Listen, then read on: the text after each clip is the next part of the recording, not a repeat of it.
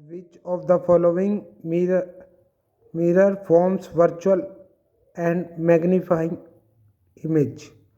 तो कौन सा है आपका? उसका आंसर होगा कनकेव मिरर। सेकंड क्वेश्चन है आपका ऐसा unit of power of lens, तो उसका क्या आंसर होगा आपका? डायोप्टर। थर्ड क्वेश्चन है आपका formula of magnification M of spherical mirror is, तो उसका फॉर्मूला आपका क्या होगा जो आपका दिया हुआ है यहाँ पर? सेकंड -v/u, ये आपका राइट आंसर हो जाएगा। ठीक है, उसके बाद आपको दिया हुआ है next question, fourth question, the formula of magnification m of a lens. Lens के लिए क्या हो जाएगा? वो माइनस का साइन हट जाएगा और बाकी ऐसे का ऐसे क्या आएगा? v/u। ए ऑप्शन आपका सही रहेगा यहाँ पर। Which lens has negative power, तो कौन से लेंस की नेगेटिव पावर होती है? तो हमें पता है कनकेव लेंस की हमारी क्या होती है? नेगेटिव पावर होती है।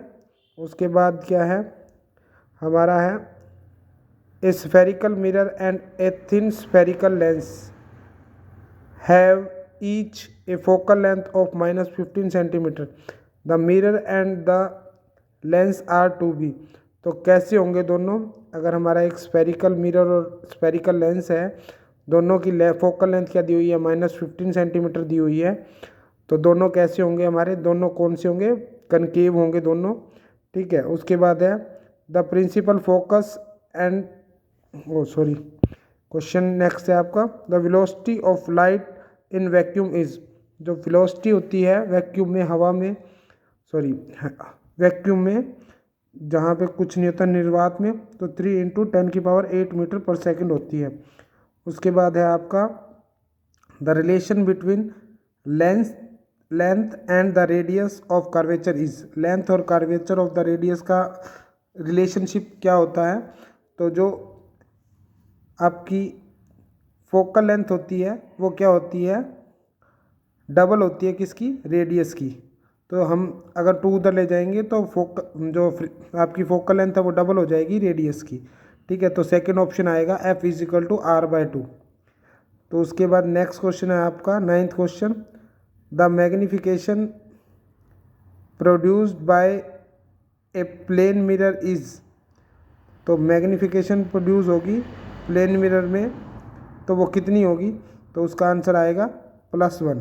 उसके बाद है ये रिलेशनशिप दे रखा है SI/SR = N, तो ये किस में होता है?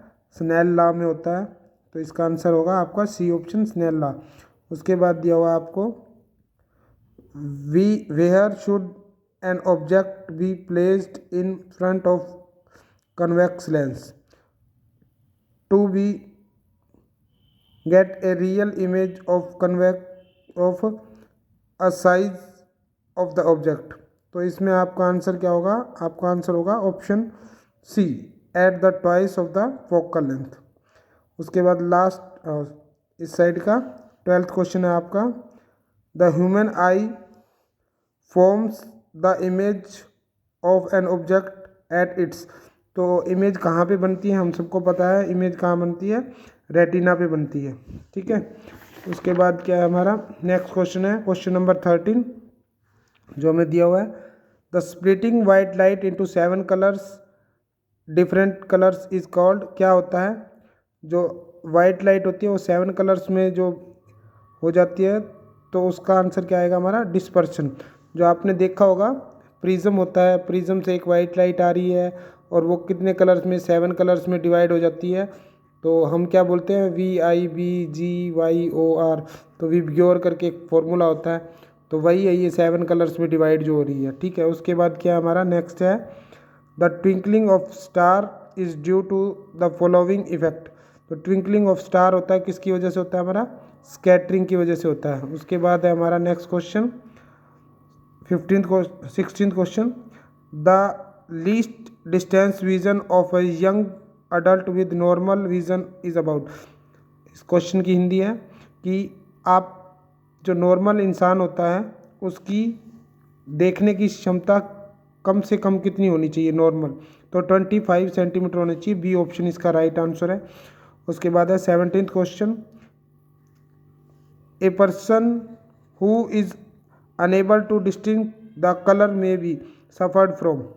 एक आदमी जिसको कलर्स दिखाई नहीं देते उसको कौन सी बीमारी है, तो ऑप्शन है सेकंड कलर ब्लाइंडनेस। उसके बाद आएगा नेक्स्ट क्वेश्चन है 18th।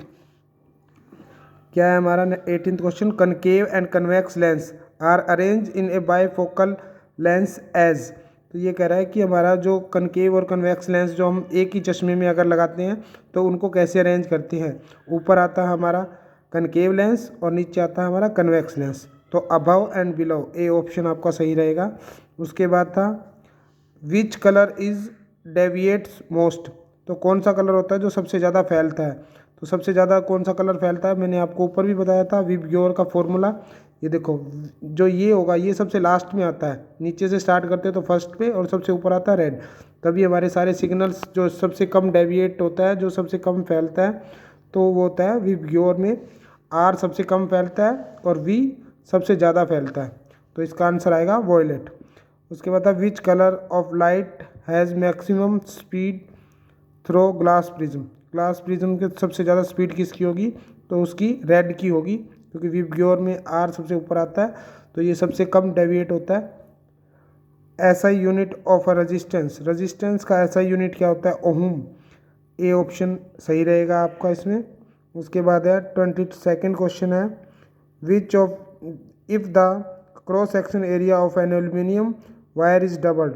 अगर किसी वायर का एल्यूमिनियम वायर का क्रॉस सेक्शन एरिया हम अगर डबल कर दें और लेंथ सेम रहेगी तो रेसिस्टिविटी पे क्या असर पड़ेगा, तो रेसिस्टिविटी क्या पे कोई असर नहीं पड़ेगा, resistivity should be same. The value of commercial unit of an electric energy 1 kWh। तो ये कह रहा है कि वैल्यू क्या होगी, कमर्शियल यूनिट जो 1 kWh होता है उसकी वैल्यू क्या रहेगी।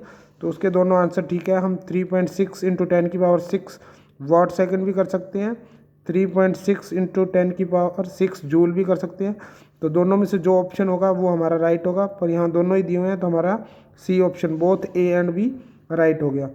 ठीक है। उसके बाद हमारा आज का लास्ट क्वेश्चन है the melting point of fuse wire should be. कैसा होना चाहिए, मेल्टिंग पॉइंट हमेशा लो होना चाहिए ताकि लार्ज करंट आए तो फ्यूज़ वायर है वो जल्दी सी क्या हो जाए, पिघल जाए, जिससे हमारे सभी उपकरण बच सकते हैं, क्योंकि लाइट का कनेक्शन कट जाएगा तो हमारी लाइट आएगी नहीं, आगे पास नहीं होगी। ठीक है। तो ये थे आज के बेहतरीन 24 question for all competitive exams. अगर आप इसी तरह के क्वेश्चन हमसे पढ़ना चाहते हैं तो आप हमारे चैनल को सब्सक्राइब ज़रूर कर लें ताकि आपको आगे फ्यूचर में क्वेश्चंस ऐसे ही मिलते रहें। धन्यवाद।